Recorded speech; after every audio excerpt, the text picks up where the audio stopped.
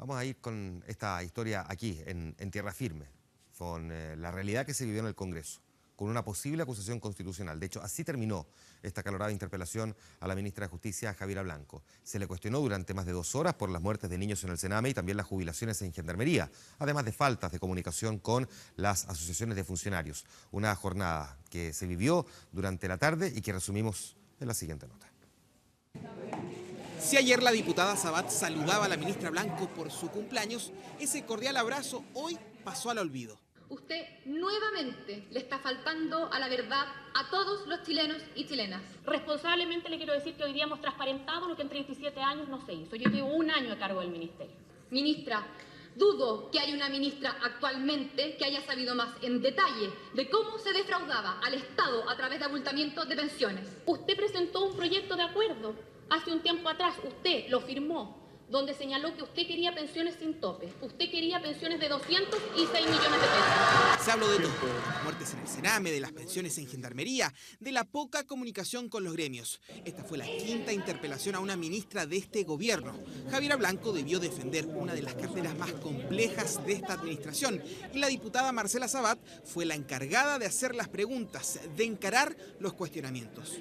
Puntual, a las 4:30 de la tarde, la ministra de Justicia hacía ingreso a esta sesión extraordinaria, acompañada de 6 ministros de Estado. Paralelo a eso, la interpeladora recibía el aliento de su sector, consejos de último minuto, hasta que se dio por iniciada la interpelación. El tema prioritario, el Sename. Asume hoy, por primera vez, ante el país, su responsabilidad política por todos estos hechos. 37 años de vida tiene Gendarmería, tiene Sename, y nos estamos haciendo cargo de muchos desafíos que han existido. Le quiero decir que ojalá hoy día, y contestando también a su pregunta, no reine la descalificación. No hizo autocrítica.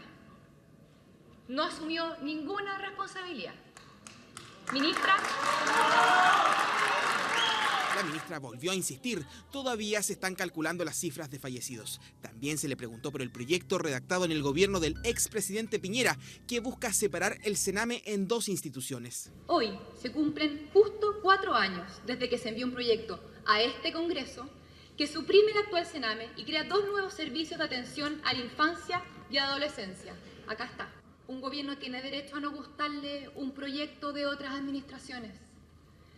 Pero a lo que no tiene derecho es a no hacer nada. El proyecto de ley que se presentó en el año 2012, en el cual de hecho me tocó en ese minuto como experta venir a comentarlo, tenía un presupuesto asociado de 970 millones de pesos, ni siquiera 1.000 millones.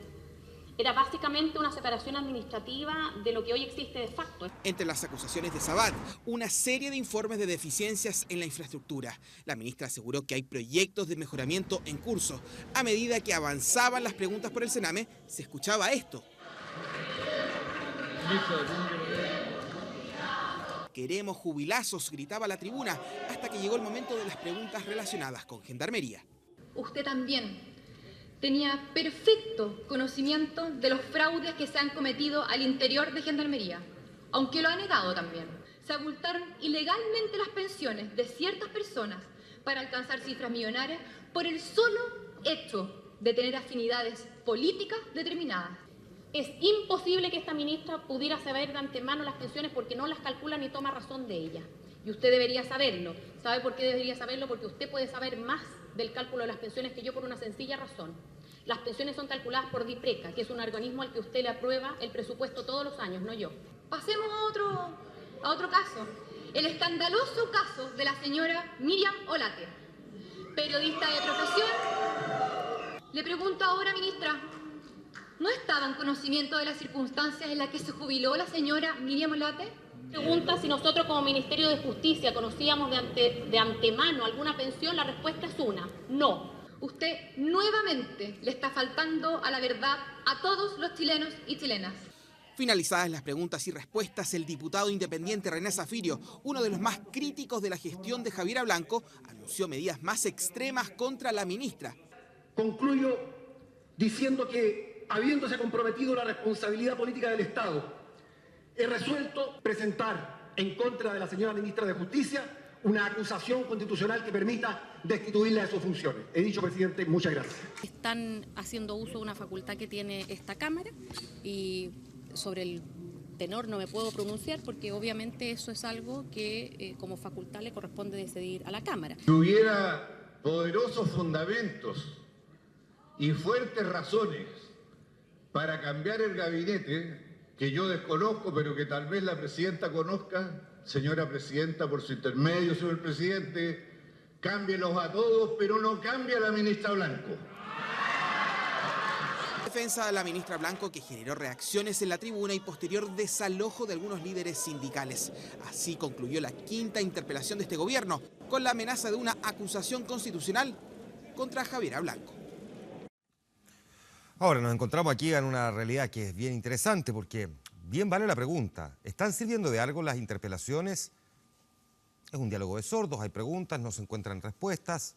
Pareciera ser un espectáculo de características políticas. Hay que aclarar primero, esto no es una entrevista periodística, no están construidas las preguntas desde la lógica de una entrevista propiamente tal, sino que es una interpelación política. Por eso es que va acompañada de opiniones y aseveraciones del interpelador y por lo tanto las respuestas también tienen características políticas. Pero más allá de esta consideración, que es simplemente para hacer una precisión, la pregunta es, de todas las interpelaciones de las que usted tenga recuerdo, ¿ha visto alguna que realmente haya servido para algo, que haya permitido arrojar luces y claridad sobre algún tema respecto del cual se estaba interpelando?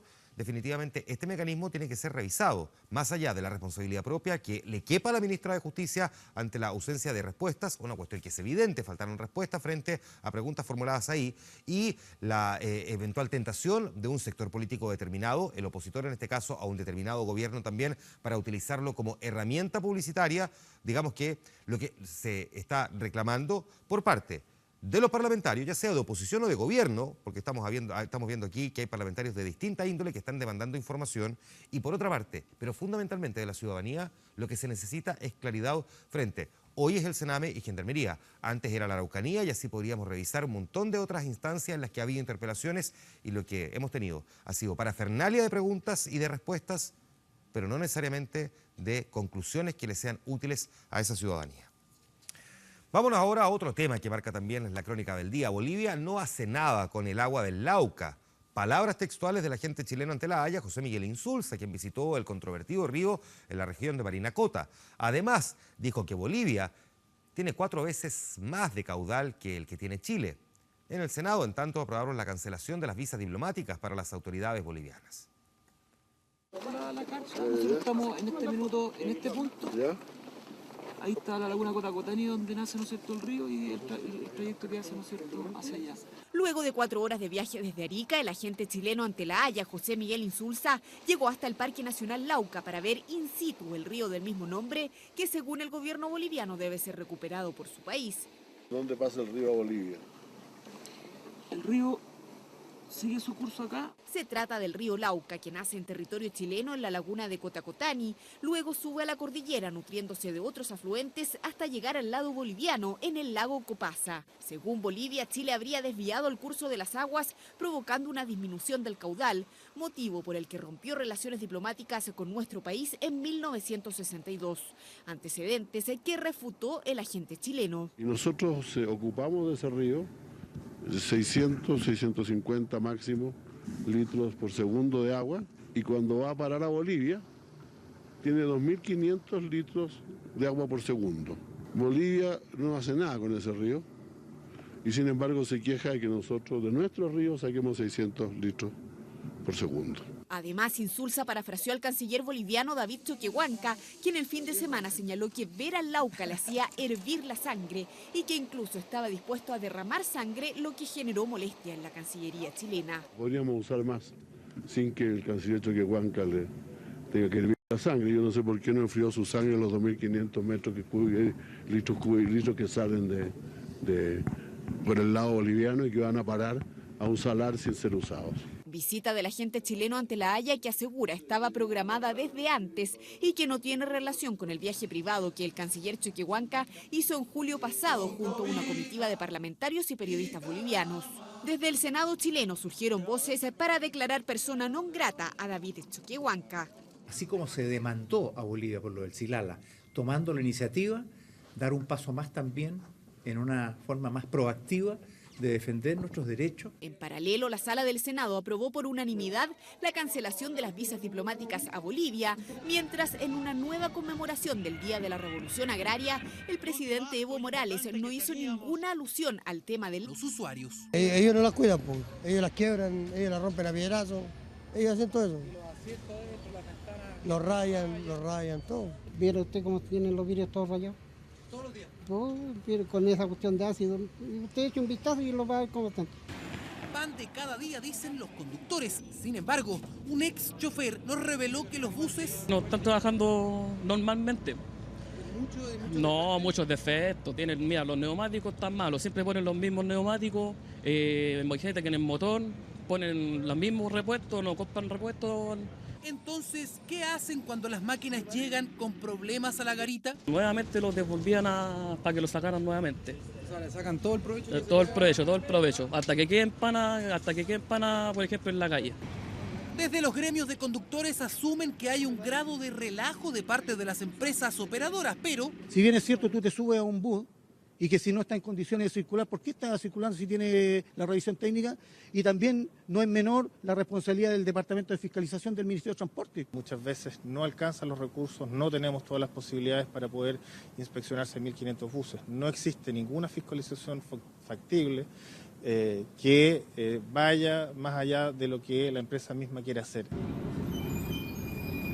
Buses añosos, maltratados y con poca mantención. Si hablamos solo de antigüedad, Subus, Alsacia y Express son las empresas con más buses antiguos. Un bus antiguo y en mal estado es más caro de mantener, por lo tanto al final se tiene que terminar subsidiando más un sistema de peor calidad que si desde un principio hubiese una buena vialidad y buenos incentivos en los contratos para que las empresas realmente hiciesen la mantención que corresponde a los vehículos. Un tema a revisar cuando se reliciten parte de los contratos con los operadores del sistema el año 2018. Fueron acusados en 2001 de obstrucción a la justicia por el caso Matute y hoy, cuando nuevos antecedentes salen a la luz, dos de los exprocesados hablaron con 24 horas. Plantearon sus dudas de cómo se llevó a cabo la investigación, mientras que la ministra Carola Rivas va a llegar a Santiago para seguir con diligencias que permitan aclarar cómo murió Jorge Matute. Era el 12 de enero del 2001. En el frontis de la cárcel El Manzano de Concepción, 7 jóvenes procesados en el caso de Jorge Matute Jones son puestos en libertad. Atrás quedaba el delito de obstrucción a la justicia, establecido por la jueza Flora Sepúlveda, en línea con la teoría levantada por el comisario Héctor Arenas de la PDI. Estos jóvenes habrían golpeado hasta la muerte a Coque. Hoy la ministra en visita, Carola Rivas, descarta una muerte a golpes. Podría descartar una golpiza, porque no tengo antecedentes científicos de una golpiza. Sí tengo antecedentes científicos de una muerte por intoxicación. 2 de los jóvenes procesados por obstrucción a la justicia presienten que la teoría de Héctor Arenas comienza a perder fuerza en el sumario. Piden reserva de su rostro. Jaime no es cualquier procesado. Según Héctor Arenas, él mató a Matute. Si tú te das cuenta, el caso Matute, para mi teoría, está resuelto. Si tú lees los expedientes, te das cuenta que 60 personas apuntan a que pasó una cosa y no se toma en cuenta. ¿Cuál sería la verdad entonces? Está en el caso, yo no te la puedo decir. Pero se acerca más a cuál teoría, la de Ovalle. Claramente, pues investigaciones vino aquí a gastar plata, a meter a 7 jóvenes inocentes presos. Carlos Alarcón sigue manteniendo contacto con Jaime Rojas. Recuerda los 12 días que estuvieron incomunicados en la cárcel. No entendías qué sucedía y estar ahí es un tema súper fuerte. Un tema vejatorio, humillante. Es lo que quiero que me vuelvan la vida que me quitaron. Los 10 años que me quitaron. Quiero que alguien venga y me diga, sabes que nos equivocamos, todos tienen derecho a equivocarse. Sabes que me da un... Disculpa. Esta semana la ministra Rivas se trasladará a Santiago. Las próximas diligencias apuntarían a la fiesta electrónica realizada en La Cucaracha aquella noche de noviembre de 1999. Antes de irnos a la pausa, les quiero recordar la pregunta que estaba en nuestro fanpage en Facebook. chile.com/24horas.cl, en nuestro portal también. Vamos a conversar de las AFP nuevamente a propósito de la llegada de José Piñera a nuestro país, pero queremos preguntarle a propósito de todas estas discusiones sobre cómo modificar el modelo, si hay una ley corta o no, en fin, si usted cree que la creación de una AFP estatal soluciona el problema del sistema de pensiones en Chile. Puede respondernos ahí, nos puede comentar también en Twitter. Vamos a ir a la pausa, volvemos de inmediato a Vía Pública, espérenos.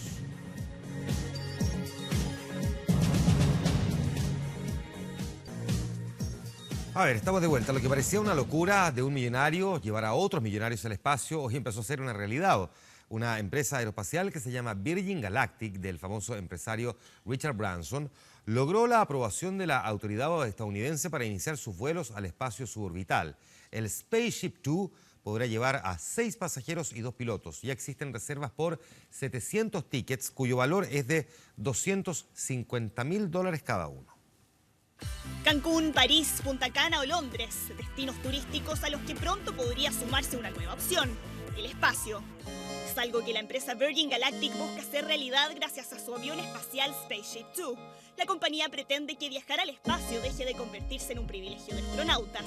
Para eso, las autoridades de aviación de Estados Unidos ya les otorgaron la licencia comercial que permita concretarlo. Una vez que finalicen las pruebas de seguridad, ese sueño se pondrá en marcha.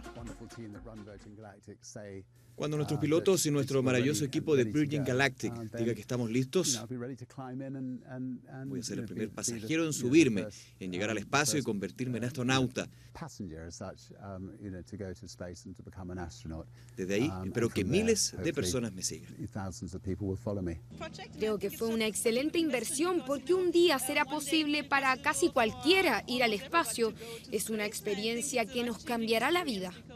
El Spaceship Two tiene capacidad para 8 personas y la única restricción es ser mayor de 18 años. Antes de viajar, los pasajeros deberán someterse a un entrenamiento previo de 3 días que incluye chequeos médicos y ejercicios especiales.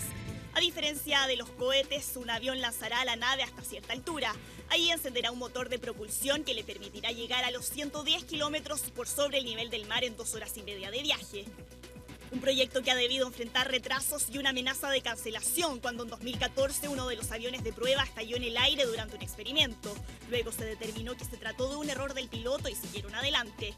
Aún no hay fecha para el inicio de los vuelos, solo se sabe que no comenzarán antes de 2017. Quienes quieran ir deberán pagar $250.000, el equivalente a 160 millones de pesos chilenos. Lady Gaga, Paris Hilton y el empresario chileno Leonardo Farcas son algunas de las personas que ya tienen su boleto para viajar. Hasta ahora hay más de 700 interesados en el mundo que reservaron sus pasajes para sentir la gravedad cero y disfrutar de una visión panorámica de la Tierra desde el espacio. Una nueva encuesta de la cadena CBS News pone a la candidata demócrata Hillary Clinton 7 puntos por delante de su contrincante republicano Donald Trump en la carrera hacia la Casa Blanca. De acuerdo a la encuesta, Clinton obtuvo el 46%, mientras que Trump bajó a 39%. La candidata ha subido 4 puntos en los sondeos desde la Convención Nacional Demócrata de la semana pasada. El sondeo muestra, sin embargo, que la mala opinión de los estadounidenses sobre Clinton no ha mejorado mucho. Disminuyó ligeramente desde la convención en Filadelfia la semana pasada. La medallista de oro en Beijing 2008 en una infartante final con Fernando González está ahora en Río y digamos que buscando más oro. El español Rafael Nadal, el multiganador de Grand Slam, aún arrastra sin embargo las secuelas de una lesión, pero de todos modos se decidió a competir en todo lo que pueda, single, dobles y también dobles mixtos.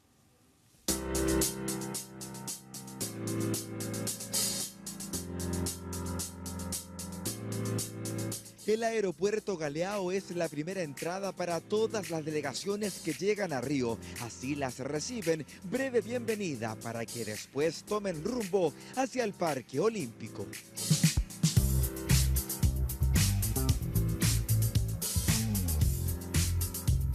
Ubicado en el sector de Barra da Tijuca, aquí luce imponente el Centro Olímpico del Tenis, rodeado de las canchas secundarias donde entrenan distintos jugadores antes que comiencen los juegos, entre ellos Andy Murray, por ejemplo. Pero quien se lleva toda la atención es Rafael Nadal.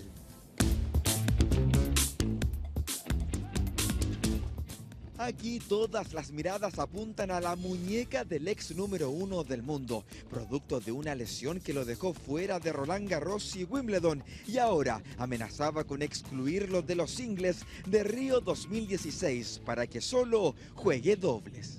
Esperando ya el último entrenamiento para tomar la decisión más conveniente.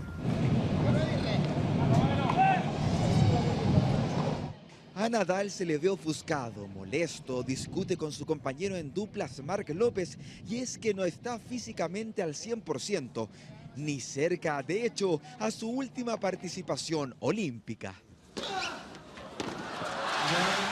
Se acaba. Hace 8 años, cuando ganó el oro en Beijing ante Fernando González, en Londres no participó y ahora en la cancha se ve frustrado ante sus problemas. Es el pan de cada día. Siempre que jugamos intentamos pasarlo bien, tenemos pequeños piques, pero bueno, son piques. Estamos dilucidando en qué competiciones va a competir Rafael, en qué disciplinas.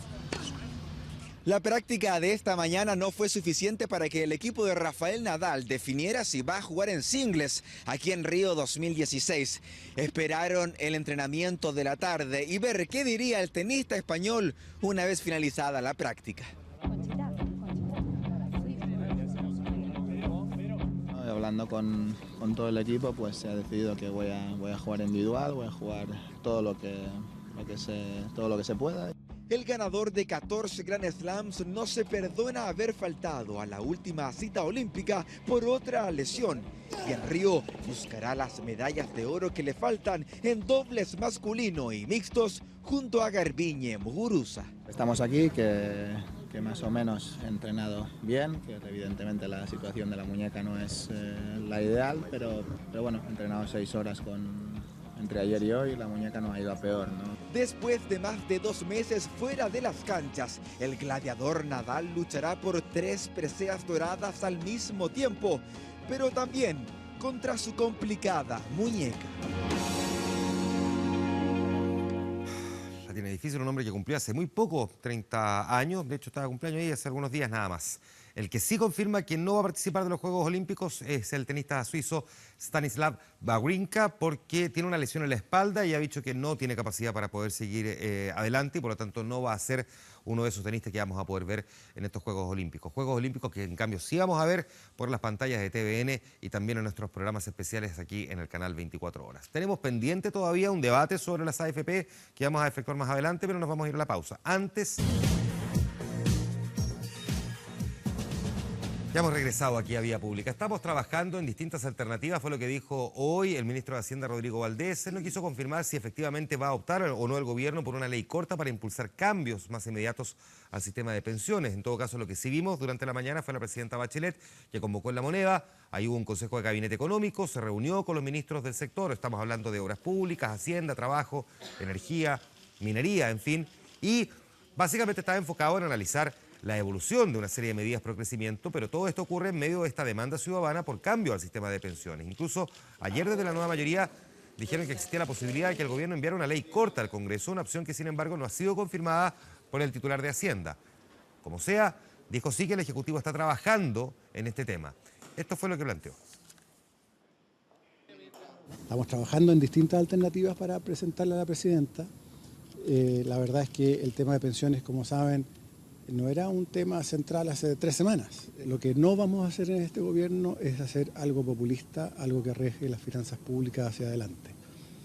Cuando uno se endeuda en un país más de lo que puede, más de lo que debe, eso tiene consecuencias muy negativas para las generaciones futuras.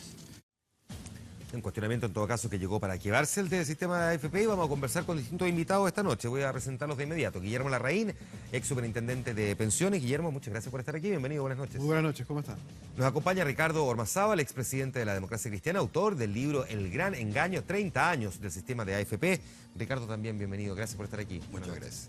Está con nosotros Fernando Larraín, el gerente general de la Asociación de AFP. Fernando, gracias por estar nuevamente con nosotros. Bienvenido, buenas noches. Gracias, Juan Manuel, por la invitación. Y Felipe Morandé, economista, consultor, ex ministro de Estado también. Felipe, muchas gracias por estar aquí. Bienvenido. Gracias a ti. Buenas noches. Todo esto, además, ocurre en medio de la llegada del creador del modelo, José Piñera, a Chile, anunciando que además vuelve al país para defender su creación. Voy a partir contigo, Guillermo, sin embargo. Es evidente que una ley corta no corrige el problema de fondo, porque por algo además se llama ley corta, podría eventualmente corregir, si es que se aplicara, algunos aspectos del pilar solidario, cosas por el estilo.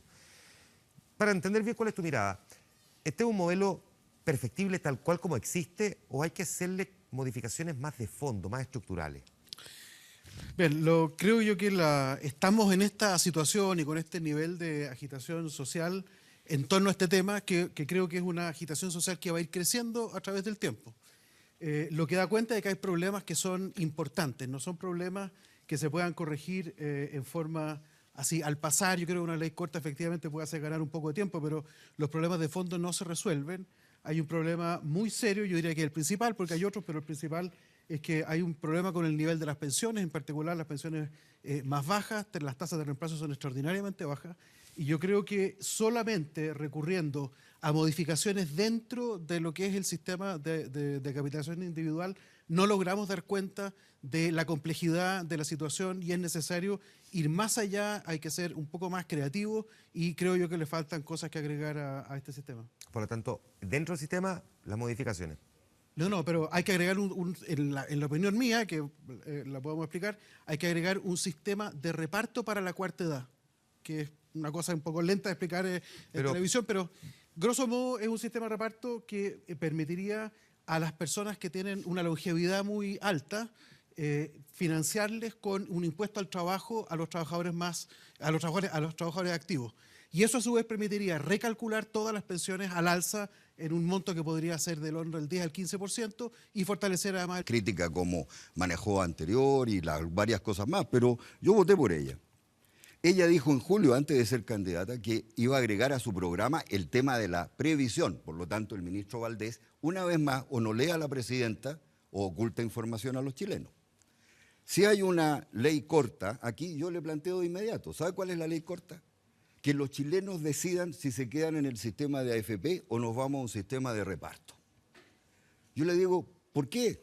Pero si hasta en la dictadura hizo eso. Cuando se impuso el decreto ley 3500, los que estábamos trabajando nos dieron, entre comillas, un derecho de opción. Yo reconozco, yo no me fui forzado, me fui convencido de luchar contra el sistema. Así que a mí yo no me fui con una pistola como se fueron muchos y miles de trabajadores. La primera cuestión entonces para resolver esto, la libertad. ¿Por qué no confiamos en los ciudadanos? Yo sé que algunos quieren quedarse en la AFP, que se queden con aporte patronal, pero sin el subsidio del Estado que le estamos dando con el aporte previsional solidario, porque van a jugar la ruleta rusa de las AFP. Libertad y la herencia del bravo, la victoria se humilla a su pie, enseña la literatura chilena, ¿verdad? Así que ese es el primer tema. ¿Por qué no podríamos estar de acuerdo en eso? Los chilenos tienen derecho a pronunciarse. No hay plebiscito, no es posible. La iniciativa exclusiva en estas materias la tiene la presidenta. Ley corta, presidenta, que los chilenos decidan. Cuando tú dices, ¿le veo yo posibilidad a este sistema? Ninguno. Mira, nos han engañado y yo pido, Fernando, tú has llegado recién a la asociación, no lo tomes en carácter personal. Mira, cuando José Piñera impuso el sistema, yo era dirigente sindical de los bancarios. Dio charlas, explicó en la televisión que con este sistema, si nosotros pagábamos el 17%, incluido salud, íbamos a tener una pensión del 70%. Entonces, cuando tú hablas, se han generado expectativas, ¿quién las generó? ¿Los trabajadores? No. Lo hizo la dictadura. Por lo tanto, ese es el primer punto. Segundo, el jefe de estudios de la Asociación de AFP, el año 90, lo recordó recién la segunda, el viernes 15 de julio, dijo que el año 2020 íbamos a tener un 100% de tasa de reemplazo. Aquí está. Un poquito para hacer más. Por favor, para que lo muestren. Gracias. Entonces tenemos eso del año 90. ¿Quién lo hicieron? ¿Los trabajadores? No, los dueños de las AFP. Tercero, el 2006, la asociación de la cual tú eres gerente, Departamento de Estudios, lo reconoce, esta es una ficha que ustedes publican. Dice, mito, el sistema de AFP paga bajas pensiones. Realidad, el sistema de AFP pagará pensiones equivalentes al 70% del sueldo en actividad. Por favor, míralo. ¿Quién le generó la expectativa a los trabajadores? Perdóname, debate de la reforma del 2007 en el Congreso, publicada el 2008. El presidente de las AFP, Guillermo Artur, ministro del Trabajo de la dictadura, le dice en el debate parlamentario, le dice, mire, aunque hemos tenido algunos problemas de rentabilidades, la verdad es que con los fondos acumulados permiten financiar pensiones cercanas, Ricardo, a sus ingresos. Yo entiendo el punto, pero... Y termino solo una cosa. Aquí está. Está bien, la AFP Ricardo, nos dicen, para poder avanzar. Pero entonces, déjame avanzar porque la gente no tiene por qué creerme a mí. ¿Sabe, señor, Ricardo, por qué ha fracasado este sistema? Pero ni siquiera sabe lo que voy a decir. Porque no han cumplido. Él no está defendiendo la posición el gerente de la AFP. Pero Ricardo, o hacemos esto de un diálogo, o si no, no tiene ningún sentido. Bueno, o sea, entonces tú no quieres que yo le explique a la gente que ellos fueron los que crearon las expectativas del 70%. Me quedo callado, como tú digas. O sea, ¿tú quieres participar de verdad en un debate o quieres ser conductor político? Pero no me pauté. No te estoy pauteando, pero el conductor de este programa soy yo. Si tú no quieres participar, lo entiendo. Yo quiero, y si quieres echarme, échame, si no es primera vez que me encuentro en la censura. Así que, si tú quieres, échame nomás, no hay problema. Yo no ando buscando patrocinio para nada más lejos. Hagamos de esto un programa de televisión. Esta es la verdad. Hagamos de esto un programa de televisión. Nadie aquí está señalando que lo que dijo José Piñera era verdad revelada. ¿Alguien tiene defensa respecto a lo que se planteó a comienzos de los 80? Porque hasta donde yo escuché la respuesta de los tres han planteado críticas. 2010. Las críticas a que se fueran a concretar esas pensiones del 70%. Piñera es insignificante. El responsable hoy día es el ministro Valdés, es el responsable hoy día. Pero ellos son los que crearon la expectativa. ¿Por qué hablan de que se crearon expectativas? Aquí está, el Mercurio del 2010. Fernando, fuiste emplazado. Por favor, contesten, ¿por qué? A ver, yo no me voy a hacer cargo por la propuesta que se hizo en el momento cuando lo hizo don José Piñera. Yo en esa época tenía 4 años, no me puedo hacer cargo de lo que dijo don José Piñera. Lo que sí me puedo hacer cargo hoy día es que efectivamente las personas, a muchas de ellas, se les prometió o se hizo creer que iban a tener un nivel de pensión que hoy día no se va a cumplir. Y por lo tanto hay una crisis de expectativa. Y eso es así. Y yo creo que hoy día cuando uno mira, por ejemplo, la última encuesta, en donde más de un 60% de las personas no sabe que los fondos de pensiones son propios y creen que los fondos son de las AFPs o del Estado, efectivamente estamos en un momento de desinformación bastante grande. Yo creo que lo que sí está claro, y por lo que estamos acá todos sentados, me imagino, es porque nos preocupa el sistema de pensiones. Hacerme cargo de las declaraciones de 1980 de un señor o de otro, yo creo que no tiene sentido hoy día. Lo que sí tenemos que pensar es cómo nos preocupamos de las pensiones de los chilenos para poder mejorarlas, que es lo que la ciudadanía quiere. Déjame preguntarte también, Fernando, ¿qué pasa cuando en los últimos años este tema ya estaba instalado? Distinto es que hayamos tenido una marcha en las calles, distinto es que hayamos conocido el caso del jubilazo de Miriam Olate, pero el tema ya estaba instalado en la ciudadanía y no escuchábamos precisamente a la asociación de AFP estar planteando derechamente hacer modificaciones al actual sistema. Hoy día, más bien, pareciera estar entre la espada y la pared ante la posibilidad de ese cambio, donde se muestra más llano y más abierto a eso. Uno podría también cuestionar el por qué esto no ocurrió hace 2, 3, 4, 5 años. Digamos que este tema no es nuevo, lo que pasa es que hoy día es más visible.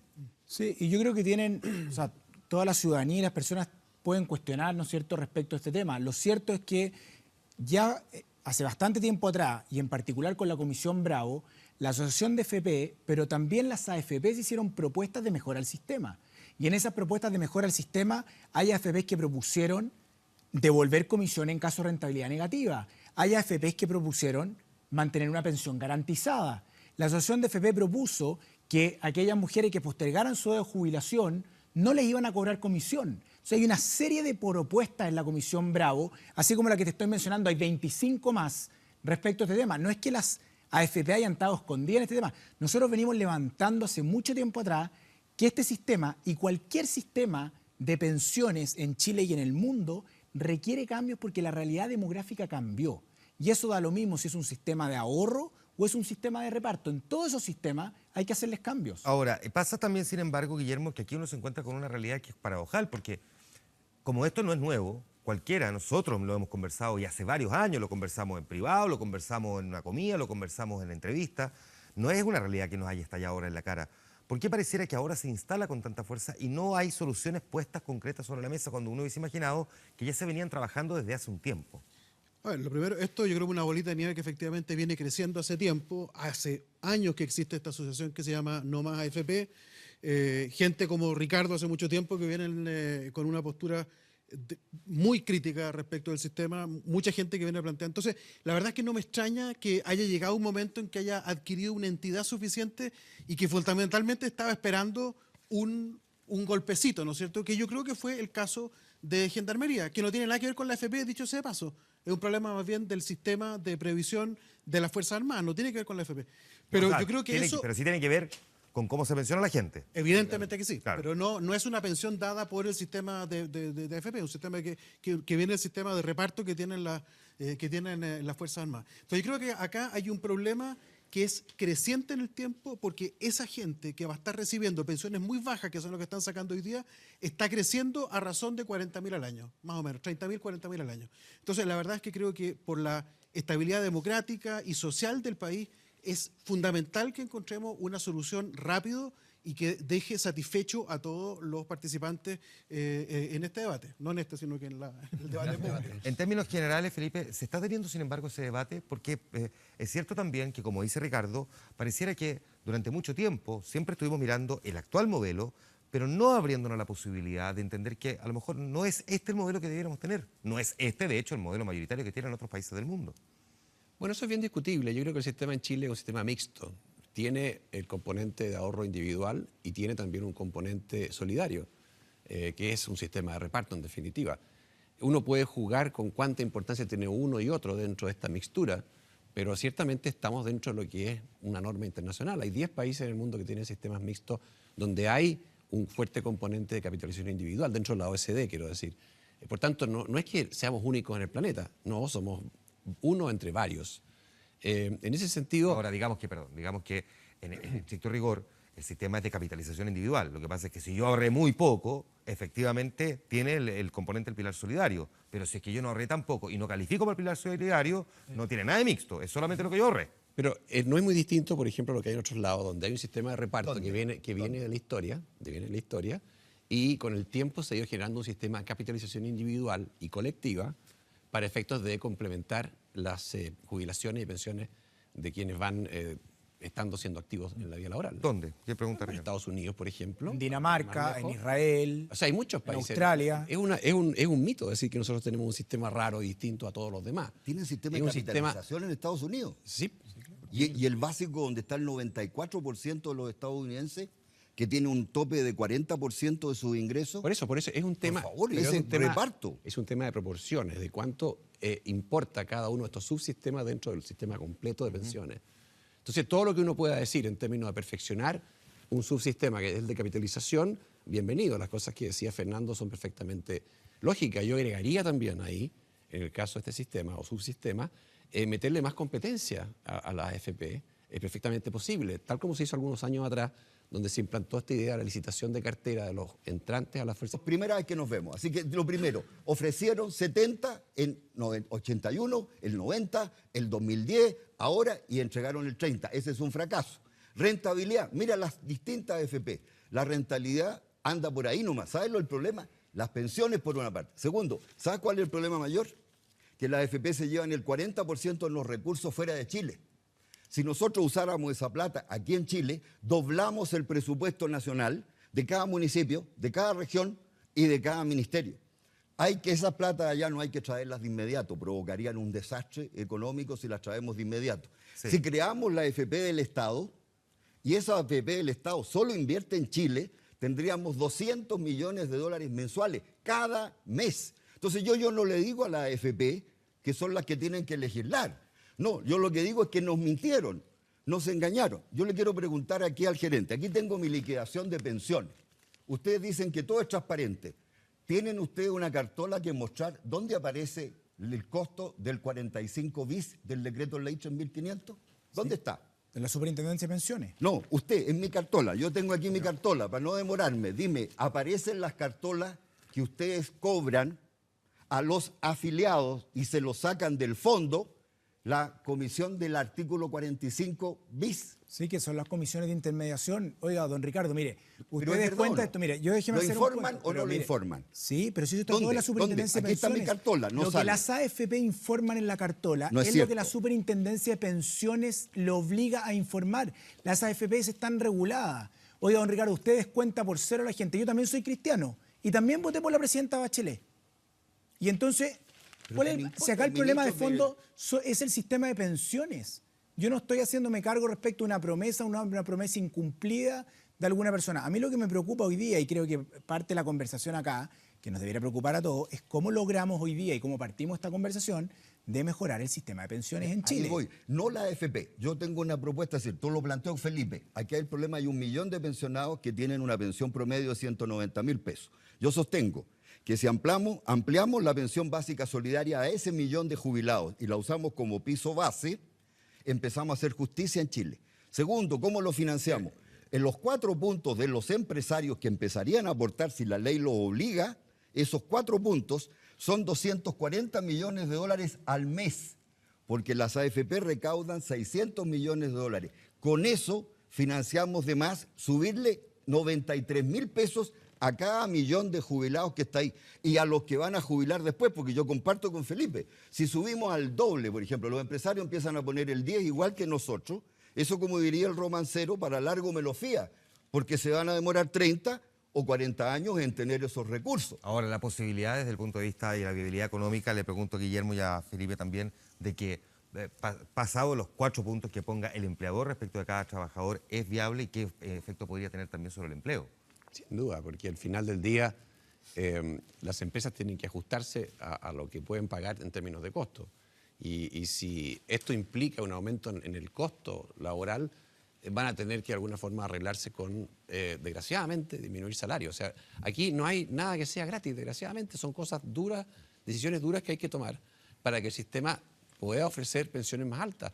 Pero hay que estar conscientes de que si ese es el resultado que queremos, tenemos todos que hacer un sacrificio, pagando más imposiciones, jubilándonos más tarde y de alguna forma también incorporando algunos mecanismos de ahorro voluntario adicional a que se hace en forma obligatoria. Entendiendo también, sin embargo, que a pesar de que nominalmente parece que la jubilación es a los 60 y 65 años, las mujeres y los hombres ya en Chile en promedio se están jubilando más tarde también. A los 70, según la OECD, se están jubilando las mujeres. A los 70, porque las pensiones misérrimas que tienen. Guillermo. Pensión Aflance 2013.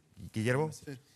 No, yo lo que quisiera decir es que creo que el debate que estamos teniendo nosotros acá, pero el que se está teniendo más ampliamente en la sociedad, es un debate que para que sea productivo tiene que ser abierto de mente. Yo creo que desgraciadamente los desafíos que tenemos por delante en materia de pensiones bajísimas que estamos hoy día viendo efectivamente en las cartolas que tiene Ricardo, en lo que está presentando la superintendencia, ese es un problema gigantesco. Lo que viene por delante en materia de incremento en la tasa de dependencia, es decir, cuántos adultos mayores va a haber por número de trabajadores. Lo que viene por delante en materia de reducción todavía de una tasa de natalidad y de fecundidad que viene desde hace ya por lo menos unas 2 décadas. Esa cuestión no es un problema que podamos resolver con una bala de plata. Eso no lo vamos a hacer. No existe una solución que diga, nos cambiamos a reparto y ahí se va a mejorar todo. Eso es falso. Eso no va a ocurrir. Nos quedamos con el sistema FP y eso va a ser por arte de magia, porque ahora va a funcionar mejor, porque vamos a hacer un poquito más de competencia. Eso tampoco va a resolver el problema. Yo creo que tenemos que tener inteligencia y creatividad institucional para dar cuenta de fenómenos que son muy fuertes en la sociedad chilena, tanto emocionales y políticos, que es más o menos lo que ha estado transmitiendo Ricardo acá, pero también técnicos, demográficos, financieros, y si no ponemos todo eso a dialogar de una forma productiva y sin prejuicio, yo creo que nos vamos a pegar un balazo en el pie, porque la verdad es que la situación es compleja, va a complejizarse más en los próximos 5 años y la solución no está al otro lado de la esquina. ¿Está esa voluntad para tener esa discusión, crees tú, esa voluntad política? ¿Está ese interés realmente? Yo creo que, como dijo el ministro de Hacienda, esta no era una prioridad del gobierno, no existía la idea de haber hecho una reforma previsional. Él lo dijo hace 3 semanas, este no era un tema. Entonces, me imagino que si es que si le ponemos ahora la pistola al pecho al ministro y decirle, haga una reforma en los próximos 2 o 3 meses, casi con certeza va a salir algo improvisado. Y yo creo que eso sería malo. Me parece que lo que tenemos que hacer es generar algún mensaje político que permita bajar los niveles de ansiedad para poder hacer una discusión que sea fructífera, que termine en una reforma que sea útil para todos. ¿Qué sería ese mensaje? ¿Una hoja de ruta, por ejemplo? ¿Dejar trazada una hoja de ruta para que el siguiente gobierno la empiece a seguir? En determinadas cosas. Yo creo que nadie está planteando hoy día por ejemplo, aferrarse así, salvo probablemente José Piñera, pero vamos a ver qué es lo que dice. Nadie está pensando aferrarse así al sistema AFP como el único proveedor, ¿no es cierto?, de pensiones para los chilenos. Todos estamos de acuerdo en que hay que fortalecer el pilar solidario. Eso lleva consecuencias en materia de impuestos, lleva consecuencias en materia de distribución del gasto público. Creo que hay que discutir seriamente cómo introducir una lógica distinta dentro del sistema en su conjunto, que yo creo que tiene que ser una lógica de reparto, pero una lógica de reparto moderna, no del siglo XVIII, del XIX o XX, una lógica del siglo XXI. Si es que lo hacemos así, me parece que tenemos una posibilidad de salir jugando para adelante. Si no, creo yo que nos vamos a ahogar en un vaso de agua. Ricardo, Guillermo, Fernando, Felipe, a los cuatro, muchas gracias por haber estado aquí conversando con nosotros en Vía Pública. Vamos a la pausa comercial, volvemos de inmediato.